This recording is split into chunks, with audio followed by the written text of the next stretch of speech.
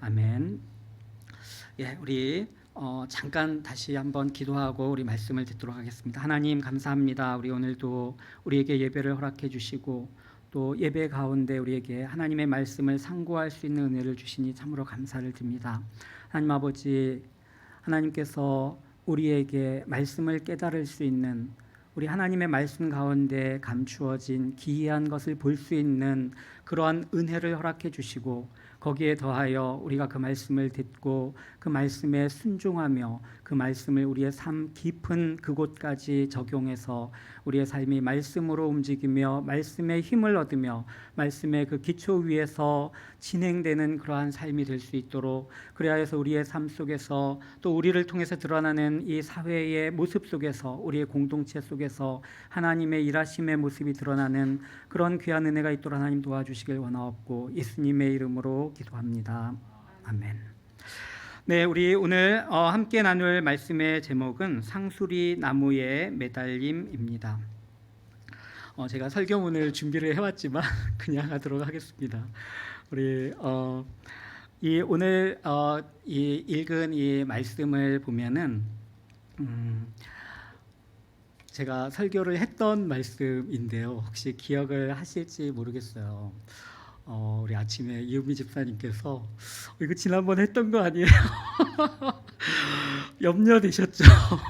지난번에 했는 줄 알고 또 했는데 또 안 했는 줄 알고, 제가 그 아는 그 교수님 한 분이, 제가 성함을 말씀을 드릴 수는 없는데 그 동료 교수님께서 이 어떤 교회의 설교에 초청을 받았는데, 내가 이 교회를 지금 몇 번째 가는데 이 말씀을 이 교회에서 했었는지 안 했었는지 굉장히 헷갈린다라는 거예요. 그래서 내가 이거 갔는데 옛날에 했던 건데 와서 또 하면 어떡하나, 그런 걱정을 하고 계신 모습을 보면서 그 교수님이 나는 그런 걱정을 하지 않는다. 왜냐하면 그 교수님은 한 번 초청을 받으면 다시는 안 부른대요. 어느 교회든지 한 번 가서 설교하면 다시는. 그래서 제가 그 교수님 이야기를 이렇게 들으면서 그럴 만도 하다. 왜냐하면 그 교수님은 굉장히 비판적이고 어디든지 가면은 나무라시고 꾸짖으시고, 그러니까 그 교회에서 다시는 부르질 않는 것 같아요. 불편하니까. 그래서 나는 뭐 설교 어디서 며칠 날 무슨 제목으로 어느 교회에서 설교했고 뭐 며칠 날 어디서 무슨 제목으로, 이런 노트가 필요 없다. 자기는 어디든지. 첫 번째, 예, 맞습니다. 이 설교는 제가 지난 어버이 주일에 다윗과 압살롬이라고 하는 그런 설교를 할 때에 했던 본문인데, 그때 본문은 18장 1절에서 5절까지였었어요. 그런데 그때 설교를 준비하면서 사실 압살롬에 대해서 하고 싶은 말이 너무너무 많았었어요. 그래서 이게 짧은 시간 안에 다 이야기하기가 좀 그래서 많이 아쉽지만 그때 언급하지 못했던 그 부분을 오늘 다시 한번 생각을 해보려고 합니다. 그래서 우리 그때 설교의 속편이다라고 생각을 하시고 오늘 말씀을 같이 한번 보았으면 좋겠습니다. 오늘 6절부터의 말씀을 이렇게 보시면서 말씀을 읽으실 때에 어떤 그림이, 우리 주보의 사실 뒷부분에 보면 제가 우리 목장 예배 하브루타에 있는 그 사실 질문들에 보면은 1번, 2번, 3번, 4번에 제가 기록한 거를 좀 참고로 보시면 좋겠는데요. 오늘 말씀을 여러분들 읽으시면서 한 번 읽었는데 무슨 그런 질문을 하십니까? 이렇게 반문을 하실 수도 있겠지만, 이 말씀을 가만히 한번 상상하면서 보시면은 이 말씀에서는 다양한 장면들이 우리 마음에 와서 이렇게 부딪혀요. 근데 그거는 각자의 형편에 따라서 아마 다르실 수도 있을 것 같아요. 6절에서 8절에 보면은 전쟁의 광경이죠, 그죠? 전쟁의 광경인데 7절에 보니까 죽은 사람이 2만 명이라는 거예요. 2만 명이 죽었다. 전쟁터에서 2만 명이 쓰러져서 다양하게 죽었겠죠. 이런 전쟁의 그 처참함, 경험을 해보신 분도 있고 경험을 해보시지 못한 분들이 대부분이겠지만 이 처참한 전쟁터에서 전사자가 지금 2만 명에 이르렀다라는 거죠. 그리고 여기 8절에 보니까 이 전쟁은 숲속에서 이루어져요. 우리가 고대의 전쟁, 오늘날에도 전쟁하면은 우리 전쟁의 작전을 짜고 그 작전을 실제로 수행하고 이런 일을 해보신 분이 없겠지만, 전쟁을 하면 어디서 전쟁을 할까? 뻥 뚫린 그런 광야와 같은 들판에서 전쟁을 할까? 아니면은 어디서 전쟁을 할까? 전쟁을 할 때의 무서운 무기가 말과 병거거든요. 제가 예전에 용인의 민속촌에 우리 코로나 전에 한번 간 적이 있었는데요. 거기 보니까 말을 타면서 말에 막 달리면서 말에서 뛰어내렸다가 다시 막 올라타고 이런 무슨 마장묘기인가 그런 것들을 하더라고요. 근데 정말 멋있는데, 그때 제가 인상적이었던 게 말이 뛰는데 그 뛰는 소리가 굉장히 크고 웅장하게 들리더라고요. 따닥 하는데. 근데 제가 예전에, 지금 아직까지 출판을 하질 못했는데 번역한 책에 보니까 말이라는 개념이 어떠한 개념이냐 하면, 말이 수백 마리가, 수십 마리가 혹은 수백 마리가, 수천 마리가 힘차게 달린다면 전쟁터에서 그 진동과 울림과 소음이 말이 없는 사람의 편에서 볼 때에는 완전히 주눅이 들게 만든다는 거죠. 그 위협 앞에 벌써 은매야 이제 죽었구나. 굉장히 그런 위협적인 그러한 것이다. 근데 이런 말과 병거가 동원되는 그러한 전쟁이라면 아닐 텐데 왜 이게 지금 수풀에서 이루어질까? 굉장히 궁금해요, 저는. 이 궁금증을 어떻게 풀까요? 나중에 압살롬을 만나면 물어보려고 그래요, 제가. 그리고 다윗을 만나서 물어보려고 그래요. 아니, 왜 하필이면 그때 그 시간에 그 전쟁을 이 에브라임 수풀에서 하셨습니까? 이거는 아마도 전쟁은 어느 곳에서도 일어날 수 있을 텐데, 이 에브라임 수풀에서 전쟁을 하도록 유도한 누군가가 있었을 것 같아요. 그게 아마 제 생각엔 다윗의 편에서의 작전이었던 것 같아요. 그래서 여기에서 그냥 이 그러니까 이 압살롬의 이 반란에 가담했던 이 군인들이 여기에서 칼에 죽은 자보다도 이 수풀에서 죽은 자가 더 많다라는 것이죠. 그 다음 장면을 보면 9절에 보면은 압살롬이 노새를 타고 가다가 다윗의 부하들과 마주쳤어요. 마주치는 거는 당연히 전쟁에서는 있을 수 있죠. 무서워서 구덩이 안에 가만히 숨어 있는 게 아니라면 왔다 갔다 하다가 마주치는 건 당연하겠죠. 그런데 마주쳤는데 압살롬이 노새를 타고 있었는데 이 노새가 큰 상수리 나무의 번성한 가지 아래로 지나다가 압살롬의 머리가 그 상수리 나무에 걸렸다는 거예요. 그리고 그 노새는 빠져나가니까 압살롬이 그 나무에 대롱대롱 매달린 것이죠. 왜 이런 일이 일어났을까요? 왜? 도대체 이 일이 왜 일어났을까요? 여러 가지 상상을 할 수 있을 것 같아요. 여러 가지의 상상을 할 수 있을 것 같아요. 압살롬의 옆에 부하들이 있다면 이런 일이 일어났을 때 부하들이 우리가 왕으로 옹립했던 압살롬이 이제 나무에 걸렸으니까 우리는 도망가자 그랬을까요? 안 그랬을 것 같아요. 제가 볼 때는. 왜 이런 일이 일어났고 왜 압살롬은 상수리 나무에 머리가 걸려서 매달려서 대롱대롱 매달려 있을 수밖에 없었을까?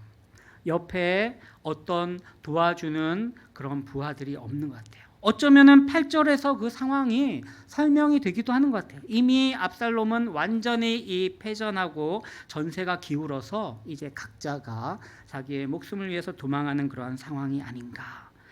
그렇기 때문에 압살롬의 주변에 아무도 없었고, 그리고 또 아무도 없더라도 나무에 걸리면 압살롬의 머리가 길고 무겁고 그렇다 할지라도 머리를 자르고라도 나무에서 내려와서 도망을 가야죠. 그렇지 않나요? 근데 왜 거기에 매달려 있었을까? 이런 게 우리 상상 질문이에요, 사실은. 우리가 성경을 볼 때, 하브르타 할 때 우리가 사실을 찾아내잖아요, 그죠? 사실을 찾아낸 다음에는 우리가 무한한 상상력을 동원해서 생각을 하고 그리고 기가 막힌 어떤 그런 그 상상력의 산물이 딱 주어지면 옆 사람한테 이야기하셔야죠. 내가 찾아낸, 그죠? 이게 이런 것 같아. 그러니까 막 말하고 싶어서 막 그렇게 못 견디는, 이게 진정한 하브르타예요. 이 질문할 텐데 내가 뭐라고 대답하지? 인상 쓰면서 이거 하브르타가 아니에요. 재미가 있어야 돼요. 상상을 해보세요, 여러분들. 와, 왜 여기서? 제 생각에는 나무에 부딪힌 것 같아요. 그래가지고 약간의 정신이 혼미한 상태로 아마 걸린 것이 아닐까. 이거는 어쨌든 나무에 매달려 있는 압살롬의 모습이 굉장히 인상적인 그런 장면으로 저에게는 다가와요. 그리고 10절에서 보면은 이 어떤 사람과 요압이 대화하는 것, 그렇죠? 그걸 봤으면 바로 그 자리에서 죽였으면 내가 너에게 이런 보상을 주었을 텐데, 아이고 한심한.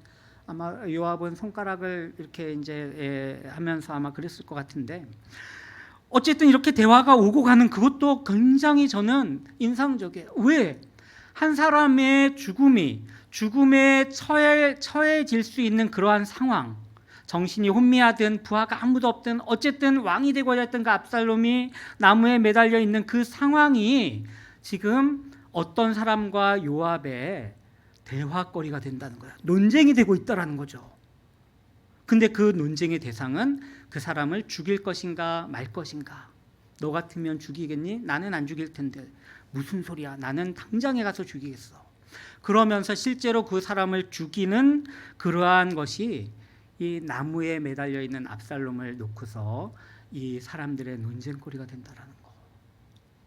이것도 너무나 이상하고 너무나 놀라운 그런 하나의 장면이다라고 볼 수 있을 거예요. 그리고 압살롬은 죽죠. 굉장히 비참하게 압살롬은 죽게 됩니다.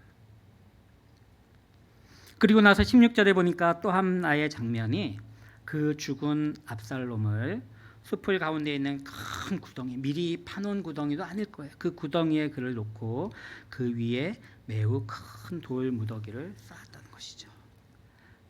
그 무더기가 쌓여 있는 그러한 모습, 그리고 그 돌무더기와의 그 구덩이 속에 있는 압살롬의 모습이 이렇게 굉장히 이 압살롬의 다른 모습과 함께, 저희가 좀 이따 압살롬의 다른 모습을 생각해 볼 텐데, 그 모습과 이렇게 오버랩되면서 굉장히 많은 그러한 생각들을 만들어내는 것 같아요. 그리고 마지막에 18절을 보니까 압살롬이 살았을 때를 이 성경의 저자가 회상을 해요. 압살롬이 살았을 때에 자기를 위하여 한 비석을 마련했다는 거예요. 제가 최근에 주변에 몇몇 분들이 돌아가시고, 그래서 장례식에를 제가 참여를 하고 하는 그런 일들이 있었어요. 그리고 또 한 굉장히 가까운 목사님 한 분이 지금 호스피스 병동에 들어가 계셔요. 호스피스 병동에 들어가서 이제 하나님 앞에 갈 날을 기다리고 계신 거죠. 그 목사님을 제가 영상 통화로 이렇게 봤는데 눈이 굉장히 맑으시더라고요. 근데 그 눈 말씀도 못 하셔요. 왜냐하면 이 뇌로 암이 전이가 돼서 자꾸 이제 대화하는 것도 힘들어지고 그러는데, 그런데 거기에 그 눈을 보면서 참 많은 생각을 하게 됐어요. 어떤 생각을 하게 됐냐면, 사람이 죽을 때에 우리 영화 보면 그렇잖아요. 아내를 향해서 자식들을 부탁하오 여보. 아들들에게 너희들은 이 세상에서 뭐 이렇게 살아라 저렇게 살아라. 그리고 이런 거, 이런 건 이건 드라마지 실제로는 그렇지 않더라고요. 오늘날에는 특별히 우리 의료 기술이 발달돼서 사람이 정말 살아있는 것 같지 않은 상태로 살다가 죽는 세상인 것 같아요. 그래가지고 이게 정말 온전할 때에 하나님 앞에 간다는 거, 그거 참 복이겠다 하는 생각이 들더라고요. 그런저런 이야기를 나누다가 제가 어떤 분에게 이런 이야기를 들었어요.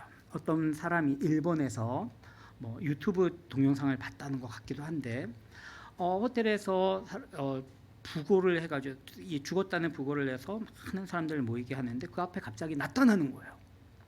멀쩡한 사람이. 그래서 내가 이제 곧 죽을 것 같은데 당신들 이제 내가 당신들에게 이렇게 뭐 은혜를 베풀었던 사람에게 감사하고 뭐 섭섭했던 사람에게는 그 섭섭한 걸 풀고 다 한 다음에 나는 이제 죽었다고 생각을 해달라. 내가 죽어도 연락을 안 할 테니까 이게 내 장례식이다라고 하고 그런 거를 했다는 이야기가 들었어요. 그래서 그것도 참 좋겠다. 그런 생각을 하기도 했었는데 어쨌든 다시 우리 말씀으로 들어와서 보면 18절에 보면 압살롬이 살았을 때 자기를 위해서 비석을 마련해서 세우고 그리고 뭐라고 말하냐 그가 자기 이름을 전할 아들이 내게 없다고 말하였다라는 것을 여기 기록을 하고 있는 거예요. 그리고 그 기념비가 압살롬의 기념비다라고 붙여진 그 기념비가 지금까지 왕의 골짜기에 있다. 압살롬의 그 마지막 모습을 어떻게 보면 이 압살롬이라는 사람의 그 인생을 많은 사람들이 압살롬의 기념비 앞에 가면 그래 이 압살롬은 이러저러한 사람이었고 이러저러한 일을 했고 이러저러한 상황에서 이렇게 죽었어 라고 하는 무엇인가의 교훈을 주는 그죠? 그러한 기념비가 여기 지금 18절에 딱 세워져 있다라는 거예요. 왜 압살롬이 이런 일을 했을까요? 상상 질문이에요. 왜 압살롬이 이런 일을 했을까? 그 다음에 제가 이 상상 질문 이렇게 지혜와 술수의 대명사인 압살롬 여러분들 동의하시나요? 압살롬이라는 사람에 대해서 여러분들 한번 성경을 잘 읽어보세요. 드라마예요, 드라마. 정말 재밌는 드라마예요. 압살롬의 삶에 대해서 여러분 한번 성경을 잘 한번 살펴보세요. 정말 재밌는데 저는 이 압살롬을 지혜와 술수의 대명사다라고 저는 이렇게 보죠. 이 대명사인 압살롬이 도대체 왜 지금 상수리 나무에 매달려 있습니까? 그래서 우리 압살롬에 대한 이야기를 제가 짤막짤막하게 한번 해드리려고 그래요. 압살롬이 처음 등장하는 건 사무엘하 13장인데 이 압살롬은 다말의 오라비였죠. 이 다말이라는 여인은 공주인데 이 다말의 오빠 베달은 오빠가 이 다말을 성폭행을 해서 이 다말은 사실 죽지는 않았지만 죽음과 진배 없는 그러한 불행한 일을 당하게 돼요. 근데 이 다말은 그러한 사건에 대해서 가만히 있지 않고 그것을 폭로를 해요. 아무리 암논이 왕위를 이어받을 왕자고 다윗이 아끼는 왕자일지라도 나는 그의 이 만행을 나는 숨기지 않겠다라고 하면서 온 예루살렘을 다니면서 그것을 폭로를 하는데 그런데 13장 20절에 압살롬이 그 다말에게 이렇게 말을 해요. 내 오라버니 암논이 너와 함께 있었느냐? 사실 질문이죠, 그죠? 사실을 확인하는 사실 질문. 내 오라비 암논이 너와 함께 있었느냐? 그러나 그는 내 오라버니이니 누이야. 지금은 잠잠히 있고 지금은에다가 제가 빨간색으로 동그라미를 쳐놨어요. 지금은 잠잠히 있고 이것으로 말미암아 근심하지 말라. 그리고 다말을 데리고 자기의 집으로 가고 그 다말은 그 순간 역사에서 사라져요. 그 순간. 그러나 이 다말이 당한 이 사실은 사라지지 않죠. 그것은 압살롬은 자신의 집에 은폐해 놓고 그 다음에 자신의 마음에 담아둬요. 우리가 어떤 사람은 야 그래 내가 네 용서하는데 너의 그 아주 정말 그 나쁜 짓을 내가 마음에 담아두지 않겠어 하면은 듣는 사람의 입장에서 마음에 지금 담겨 있다고 보실 수 있나요? 아니면 마음에 진짜로 안 담겨 있다고 보실 수 있나요? 내가 마음에 절대로 담아주지 않겠어. 압살롬은 그것을 마음에 담아두고 무려 2년을 기다려요. 2년을 아무 말도 하지 않으면서 우리 그 안면 몰수하는 사람들 주변에 있죠. 여기도 계신가요 혹시? 안면 몰수 뻔뻔한 사람들. 압살롬은 뻔뻔함의 대명사예요. 자신의 누이가 그렇게 됐음에도 불구하고 암논을 만났을 때에 얼굴이 붉어지지 않았던 것 같아요. 우리 포커페이스라는 말 아시죠? 저는 그런 걸 하면은 눈에서 벌써 다 지금 내가 뭘 가졌는지 눈에 다 쓰여지는 거야. 막 좋아가지고 막 어쩔 줄 모르고 그러면은 딱 보면은 안 되는 거죠, 그죠?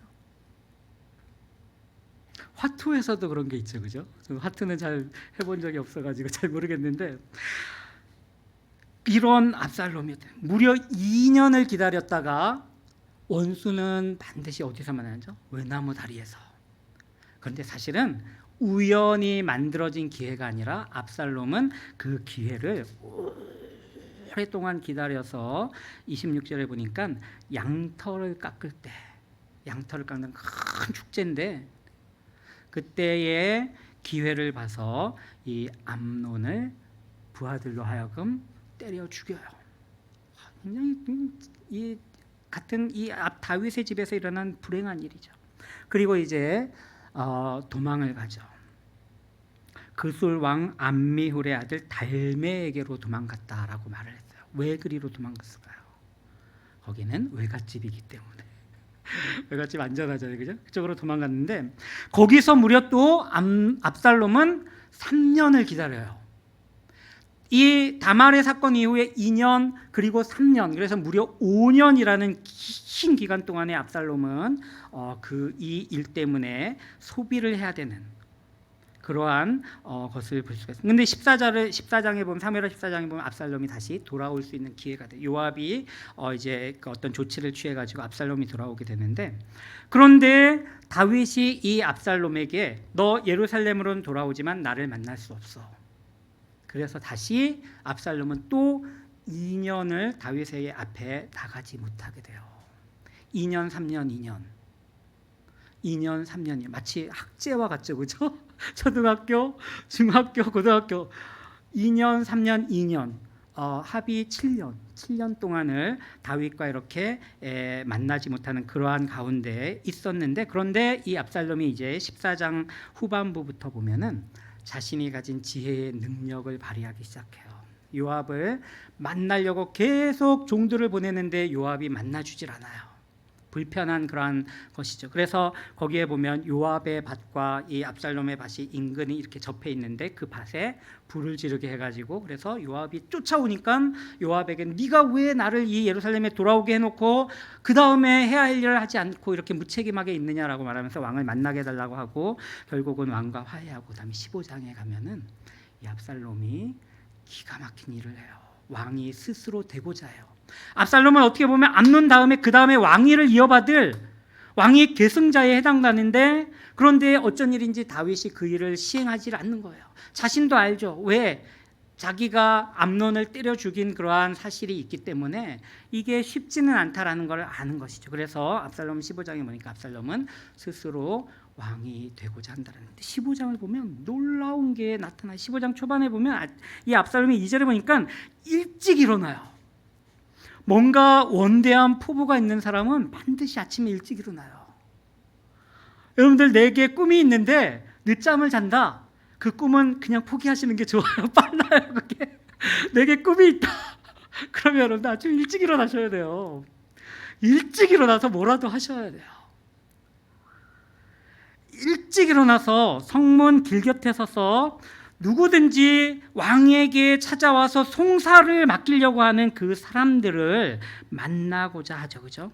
그리고 그 사람들이 오면은 친절하게 대화를 해주고 그 사람들의 말을 들어주고, 야, 그렇구나, 안타깝구나, 내가 너를 참 도와주고 싶은데 그런데 너 왕 앞에 가도 별 볼 일 없어. 왕이 이런데 신경도 쓰지도 않고 참 아쉽지만, 그러면서 뭐라고 말하냐면 4절에 보니까 이렇게 압살롬, 내가 이 땅의 재판관이 되고 누구든지 송사나 재판할 일이 있어서 내게로 오는 자에게 내가 정의 베풀기를 원하노라. 이게 무슨 말인지 아실까요? 이 당시에 지금 보면 누구에게 재판을 받으러 오냐면 왕에게 재판을 받으러 와요. 재판관이 된다라는 것은 다시 말하면 왕이 되고 싶다라는 거예요. 내가 왕이 된다면 이렇게 아침 일찍부터 이렇게 찾아오는 이 사람들을 내가 재판을 하고 그리고 그 사람들에게 정의를 베풀어 줄 수 있을 텐데 내가 왕이 아닌 게 너무나 아쉽다라는 말은 안 하겠죠. 그죠? 그러면서 어떤 일을 하냐면 5절에 그 사람이 가까이 와서 그에게 절을 하려고 하면은 그 사람을 손을 잡아서 일으키면서 그에게 입을 맞춘다는 거예요. 그러면은 여러분들 지금 우리 대선 이제 시작되잖아요. 누군가가 와가지고 우리 막 굽신굽신 하잖아요. 그죠? 지금 사람들이 그러잖아요. 그래서 내가 어유 이 높으신 분이 왔구나 하고 이렇게 인사를 하려고 그러면 그 사람이 내 손을 잡아주면서 내가 당신을 섬겨야죠. 어떻게 당신 나에게 일을 하면 막 입 맞추고 이러면 여러분들 와, 이 사람 진짜 성품도 좋고 이 사람이 꼭 왕이 됐으면 대통령이 됐으면 좋겠어 이렇게 생각하지 않을까요? 압살롬은 그러한 사람이었던 거예요. 그리고 나서 그 다음에 실질적인 조치를 하는데 이제 헤브론에서 반란을 일으키려고 해요. 헤브론에서. 그러면서 7절에 보니까 다윗에게 가서 이렇게 말해요. 4년 만에 압살롬이 왕께 이르되 내가 여호와께 서원한 것이 있어. 그러니까 왕을 만난 그 이태가 지난 다음에 또 4년 만에 압살롬이 왕에게, 그러니까 압살롬은 굉장히 느리지만 치밀한 사람이에요. 치밀하고 가장 적절한 때를 판단해서 하는. 근데 이 서원한 것이 있사오니 청하건대 내가 헤브론에 가서 그 서원을 이루게 하소서. 내가 예전에 도망갔을 때에 하나님 내가 이 땅에 다시 돌아오게 하면, 우리 그런 거 많이 하잖아요. 그러면 내가 하나님이 이 땅에 돌아오시게 하면 내가 하나님께 이러한 일을 하겠습니다. 서원한 것을 내가 헤브론에 가서 갚겠다는 거예요. 아버지 다윗이 막을 이유가 없죠. 당연히 오케이. 그래서 하는데, 그런데 여기 보면은 다윗에게 허락을 받은 다음에 15장 10절에 보니까 압살롬이 정탐을 이스라엘 모든 지파에 보내서 뭐라고 말하냐면 너희는 나팔 소리가 나면 곧 말하기를 압살롬이 헤브론에서 왕이 되었다라고 선포하라라고 이렇게 말을 하는 거죠. 그리고 200명의 사람을 청해요. 어디로? 헤브론으로. 근데 여러분들 생각해보세요. 압살롬이 나에게 편지를 보냈어요. 내가 왕이 되려고 반란을 일으키려고 하는데 나의 반란에 가담하시오. 하시겠어요? 하시겠어요? 이 200명이 초청을 받았는데 어떻게 초청을 받았냐면 내가 반란을 일으키려고 헤브론에서 내가 지금 서원을 갚는다고 다윗에게 거짓말했는데 나에게 와서 가담하십시오 이렇게 말한 게 아니라 이 200명의 사람들을 초청하는데 이들은 아무것도 모르고 거기에 가담을 하는 것을 알 수가 있어요. 11절에 보니까 그때 청함을 받은 200명이 압살롬과 함께 예루살렘에서부터 헤브론으로 내려갔으니 그들은 압살롬이 꾸민 그 모든 일을 알지 못하고 그저 따라가기만 한 사람들이라. 그런데 이 200명의 사람들은 예루살렘의 유력한 자들이에요. 유력한 자들. 근데 이 사람들이 아무것도 모르고 헤브론에 이제 압살롬이 이 서원을 갚는 그러한 어떤 제사를 드리는 거기에 이렇게 초청해서 가는데 가서 보니까 가면 안 될 곳에 와 있는 거예요. 그럼 굉장히 곤란해지겠죠. 왕에게 다윗에게 얼른 쫓아가서 내가 여기에 나는 모르고 갔었는데 나는 이거 아닙니다라고 말하기도 참 곤란하고 이러지도 못하고 저러지도 못하고 그렇게 해서 200명이 가담한 그 압살롬의 무리가 결국은 반란을 일으킬 수밖에 없는 그러한 상황. 그러니까 압살롬은 치밀하고 주도 면밀한 사람이고 과감한 사람이고 인내하는 사람이고 지혜로운 사람이에요. 대단한 사람이에요. 그런데 그리고 또 이 12절에 보면은 이 압살롬이 사람 볼 줄도 알아요. 이런 일에는 아히도벨이라는 사람이 반드시 필요하다. 그래서 이 아히도벨을 자기의 편에 가담을 시켜요. 모든 것이 완벽하게 준비되어 있어요. 그리고 이제 다윗은 예루살렘에서 도망을 가죠. 그런데 참 궁금한 게 이런 압살롬이 왜 궁극적인 자기의 꿈을 이루지 못했을까? 너무너무 궁금해요. 너무너무 궁금해요. 도대체 왜? 그런데 그 단서가 하나 있는데 그 단서가 뭐냐면 다윗은 압살롬의 반란의 소식을 듣고 아히도벨도 거기 가담했다라는 것을 듣고서 황급하게 예루살렘에서 도망을 가요. 황급하게 도망을 가요. 그런데 이 압살롬의 모습과 굉장히 대비되는 다윗의 하나의 모습이 있는데 15장 26절에 보니까 25절에 보니까 왕이 도망갈 때에 사독이 제사장 사독이 하나님의 궤를 메고서 그 다윗을 쫓아가려고 그래요. 내가 다 불리하지만 내가 그래도 여호와의 궤를 내가 가지고 도망갈 수만 있다면, 그러한 생각을 사독이 한 것 같아요. 그래서 다윗을 위해서 이 궤를 가지고 쫓아나왔는데, 그런데 다윗이 이렇게 말을 해요. 사독을 향해서 보라, 하나님의 궤를 성읍으로 도로 메어가라. 만일 내가 여호와 앞에서 은혜를 입으면 도로 나를 인도하사 내게 그 궤와 그 궤가 있는 계신대를, 그 궤가 계신대를 보이시래. 이 말은 무슨 말이냐면 다시 예루살렘으로 갖다 놔라. 하나님이 나를 좋게 보신다면 나를 다시 이 궤와 궤가 있는 곳, 즉 예루살렘으로 오게 하실 것이다 라고 말하면서 그거 다시 갖다 놓으라라고 말을 해요. 26절에 이러면서 다윗이 이런 멋진 말을 해요. 그가 이와 같이 말씀하시기를 내가 너를 기뻐하지 아니한다 하시면 종이 여기 있사오니 선히 여기시는 대로 내게 행하시옵소서. 다윗은 하나님이 너의 영광은 여기까지야, 더 이상은 없어. 그러면은 다윗은 그 하나님 앞에서 하나님이 좋게 보시는 대로 나를 처분하십시오. 선히 여기시는 대로 내게 행하시옵소서. 이렇게 말을 해요. 그리고 31절에 보니까 어떤 사람이 다윗에게 와가지고 압살롬과 함께 모반한 자들 가운데 아히도벨이 있나이다. 그 말을 들었을 때 다윗이 하나님 앞에 기도해요. 여호와여, 원하옵건대. 참 그게 되기가 힘들 것 같다라는 말을 다윗은 머릿속에서 막 계산할 때 이제는 답이 없구나. 그렇지만 여호와여, 원하옵건대 아히도벨의 모략을 어리석게 하옵소서라고 이 다윗은 기도를 해요. 저는 이것이 터닝 포인트가 됐다고 생각을 해요.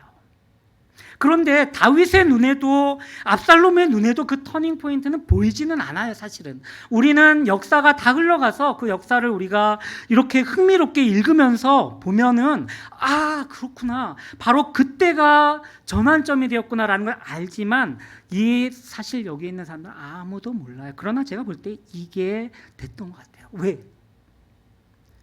아히도벨이 가담한 무리에서 왠지 모르게 이 16장에 보면은 17장에 보면은 이런 말을 해요. 여기에 보면은 17장 5절, 저는 이 성경을 보면서 이 17장 5절도 정말 동그라미 쳐놓고 생각을 하고 또 하고 왜 그랬을까? 이 5절에 보면 압살롬이 갑자기 좋은 아히도벨의 모략을 따르진 않고 갑자기 후세를 부르라고 말해요. 이 후세가 누구냐면 다윗의 첩자예요. 다윗이 후세에게 야, 너 나 따라오지 말고 너 압살롬에게 가서 거기서 눈치를 보다가 기회가 생기면 아히도벨의 모략을 무너뜨릴 그런 궁리를 해봐. 쉽지는 않지만.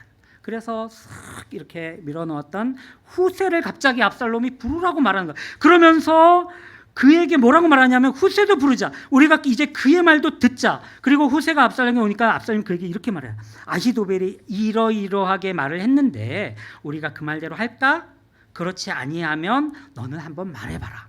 이 사실은 아히도벨의 베푸는 모략은 평가가 필요 없어요. 평가가 필요 없어요. 하라 그러면 무조건 하면은 100점 백승이에요. 아무런 평가가 필요 없어요. 그런데 갑자기 이 압살롬이 듣보잡은 아니지만 듣보잡인 후세를 불러다가 그걸 평가하게 한다라는 거예요. 참 놀라운. 왜 그렇지? 왜 갑자기 지도면밀하고 치밀한 압살롬이 이렇게 멍해졌지? 근데 그것이 바로 하나님이 가운데 하신다는 거죠. 왜냐하면 우리 이것이 하나님이 하신 사실이다라는 것이 여기 언급이 돼 있어요, 성경에. 어디 있는지 제가 지금 갑자기 못 찾겠는데요.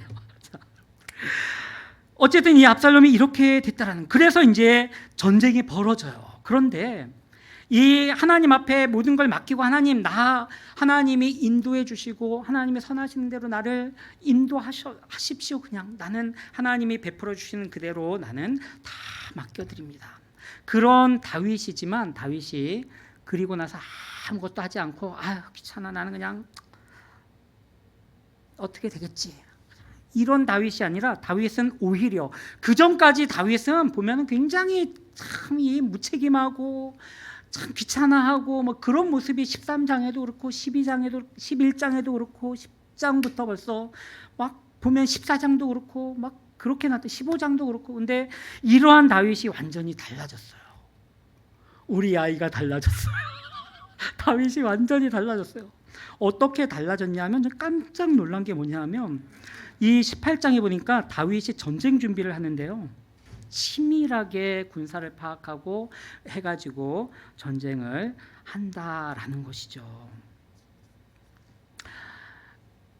이제 우리 말씀으로 다시 돌아와서 압살롬의 모습을 다시 한번 좀 생각을 해보려고 그래요. 길지 않게 이제 바로 끝날 건데, 이렇게 지혜롭고 주도 면밀했던 이 압살롬이 도대체 왜 이러한 결말을 얻게 됐는가? 그리고 전쟁터에서 사실은 이런 압살롬인데 지금 아히도벨은 도대체 어디 간 거예요? 그런데 왜 이 압살롬이 갑자기 상수리 나무에 매달리게 됐는가? 이 답은 다른 데서는 찾을 수 없는 것 같아요.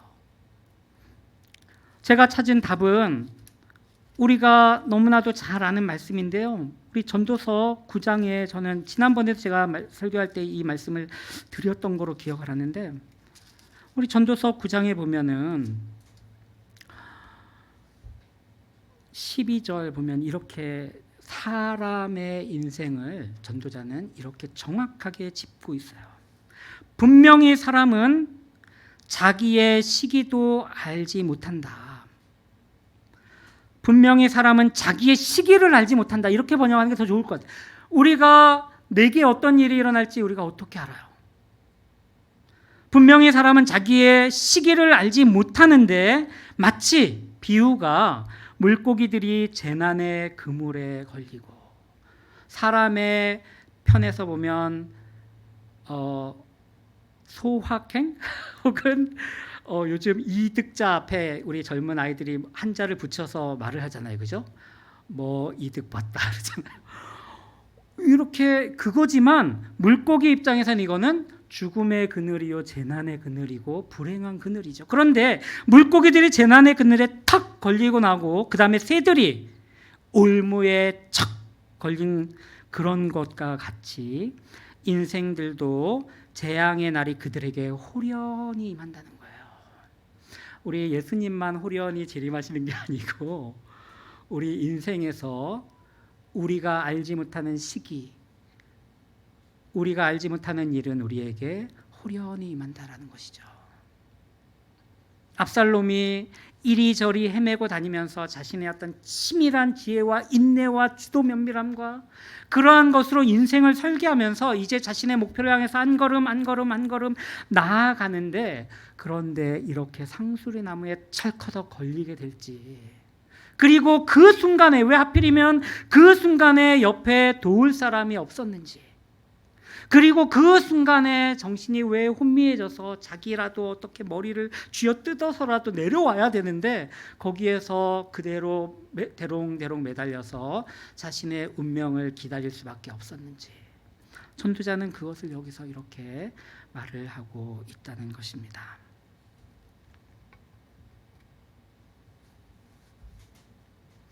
오늘 말씀에서 저는 상수리 나무에 매달림이라는 제목으로 말씀을 준비하면서 우리 각자의 삶을 한번 생각을 해보았어요.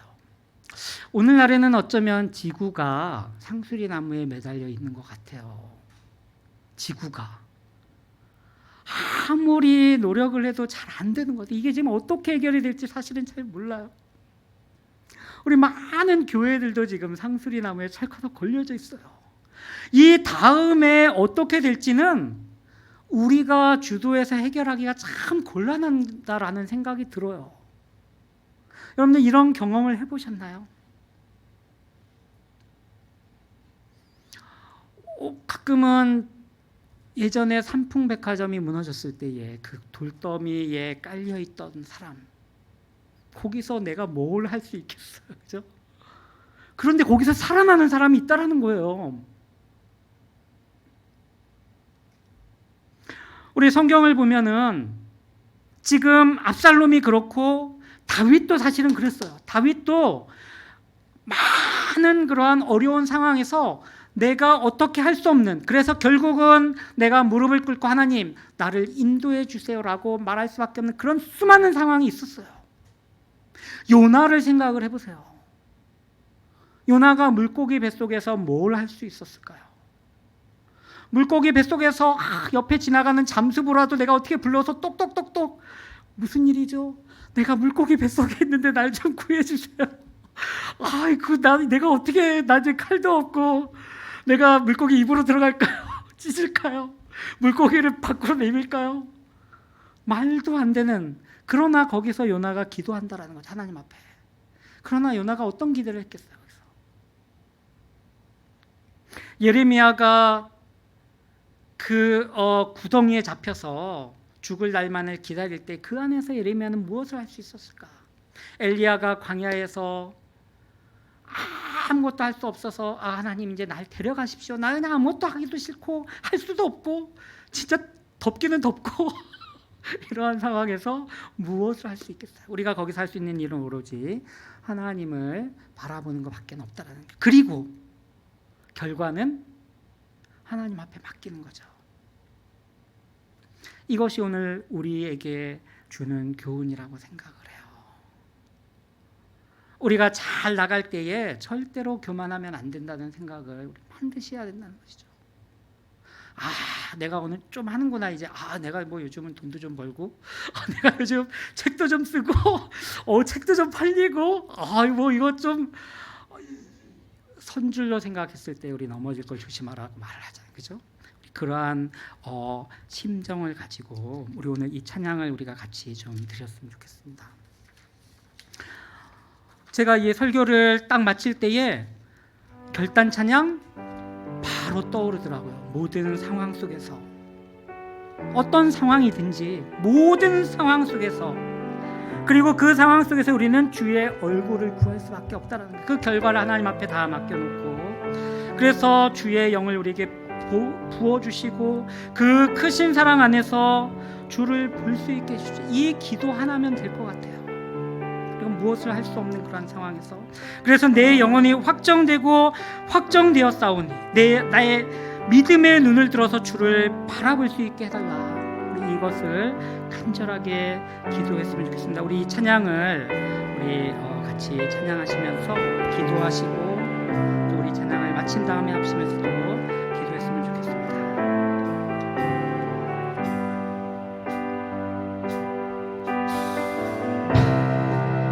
모든 상황 속에서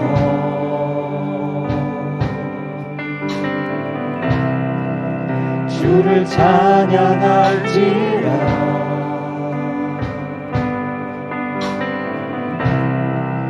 주는 너의 큰 상대,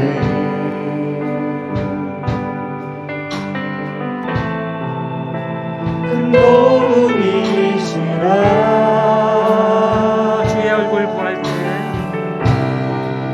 주의 얼굴 구할 때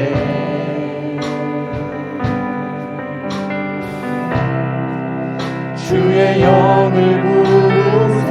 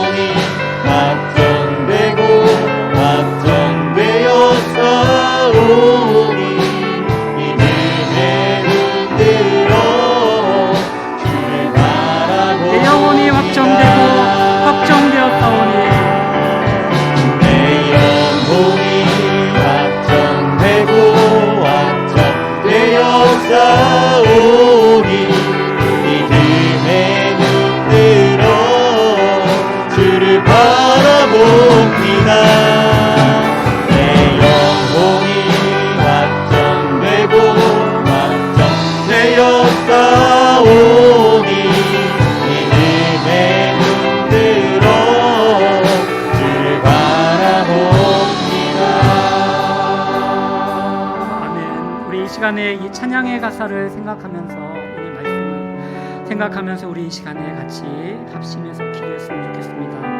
하나님, 나의 삶을 돌아볼 때에 하나님, 내 삶이 지금 어느 지점에 와 있는지 하나님 나로 하여금 볼 수 있게 해주세요라고 기도해야 됩니다. 우리 내 삶을 내가 잘 안다고 생각하지만 나의 삶을 내가 정말 진지하게 다시 돌아볼 수 있는, 그리고 그 상황 속에서 내가 오로지 우리 하나님만을, 우리 예수님만을 구할 수밖에 없음을 우리 이 시간에 진지하게 고백하면서 하나님, 내 그러한 상황 가운데서 내가 주의 얼굴을 구하오니 주의 영을 내게 부어주시고 크신 사랑 가운데서 주를 보게 하소서. 이것이 기도예요. 이것이 기도가 될 수 있도록 우리 자신을 위해서, 우리의 가정을 위해서, 우리 교회를 위해서, 우리 목사님을 위해서, 우리 교회 우리 부목사님들 위해서, 우리 이웃에 있는 우리 이웃을 바라보면서 우리 이 시간에 간절하게 하나님 기도하겠습니다. 우리 그러면서 내 영혼이 오로지 하나님 앞에 확정되어서 이 믿음의 눈을 가질 수 있도록 해달라고 우리 이 시간에 간절히 하나님 앞에 같이 기도하시겠습니다. 오 하나님 아버지 참으로 주님, 우리가 오늘 말씀을 통해 하나님 아버지 하나님 우리의 삶을 돌아보기를 하나님 간절히 기도합니다. 하나님 아버지, 우리의 삶의 모든 궤적들을 우리 하나님께서 아시며 우리를 이제까지 이렇게 인도하신 하나님 아버지 참으로 감사합니다. 하나님, 그러나 우리의 삶을 우리로 하여금 다시금 진지하게 돌아볼 수 있는 저리 될 수 있도록 하나님 인도하여 주시길 원합니다. 우리의 삶의 모든 그 순간들 속에서 그 크고 작은 모든 일들 가운데서 우리를 인도하시고 우리를 이끄시고 우리에게 힘을 주시고 우리를 세워주셨던 그 하나님을 우리가 다시금 돌아볼 수 있는 그러한 은혜를 주여 허락하여 주시길 하나님 간절히 기도합니다. 아버지 하나님, 우리의 상황이 지금 어떠한 가운데 있습니까? 하나님, 행여라도 우리가 상수리 나무에 매달려 있는 상태는 아닌지요.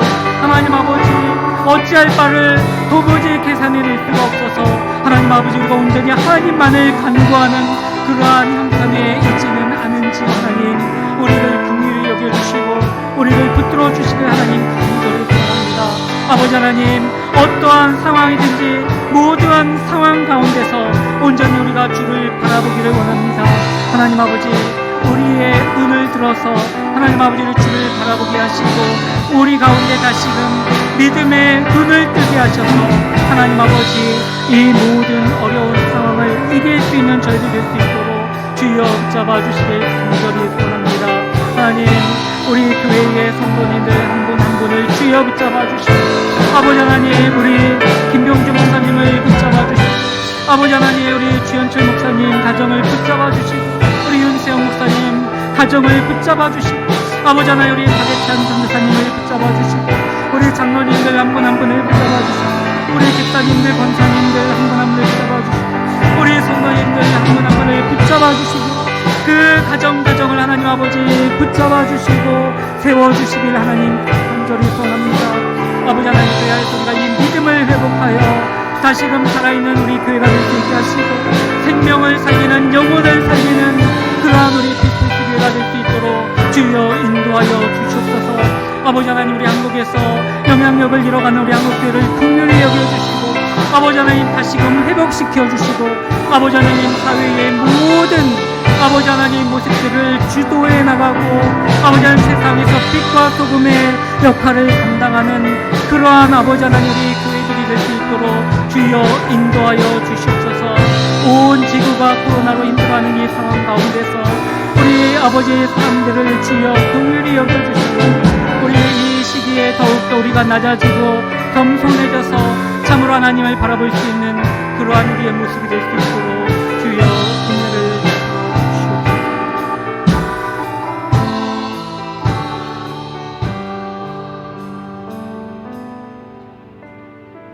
하나님 아버지, 우리는 참으로 나약하고 우리는 참으로 연약한 그러한 인간일 뿐임을 하나님 고백합니다. 그러나 때로는 우리에게 지혜를 주시고 우리에게 능력도 허락해 주시고 우리에게 많은 기회들을 허락해 주셔서 우리가 이 모양 저 모양으로 크고 작은 열매를 맺을 수 있게 하신 것이 또한 하나님이신 것을 하나님 고백합니다. 우리의 삶을 돌아보며 아버지 하나님, 우리가 지나온 그 궤적을 살펴보면서 지금 우리의 상황을 하나님, 우리가 다시금 돌아볼 수 있는 그러한 저희들 되기를 간절히 소원합니다. 우리의 삶의 형편을, 내가 속한 공동체의 형편을 하나님, 우리가 잘 알 수 있도록 하나님 은혜를 허락해 주시길 원합니다. 그러한 은혜 가운데서 아버지 하나님 또한 우리의 삶을, 우리의 운명을, 우리의 갈 길을 그 손에 쥐고 계신 그 하나님을 바라보게 하시고, 그 하나님께서 선하게 여기시는 대로 우리의 삶을 또한 인도해 가실 것을 간구할 수 있는 저희들 될 수 있도록 하나님 인도해 주시길 원합니다. 지혜롭고 주도 면밀했던 압살롬이지만 그의 마지막이 아버지 하나님 어떠한 결론에 이르렀는지 우리 마음에 압살롬의 기념비를 두고 그 교훈을 새기고 또 새길 수 있는 저희들 될 수 있게 하나님 인도해 주시고, 어려움과 낙심과 좌절과 꽉 막힌 그러한 상황 가운데서 오로지 하나님의 처분만을 기다리며 무릎 꿇고 기도했던 그 다윗의 모습을 기억할 수 있는 저희들 될 수 있도록 인도해 주시길 원합니다.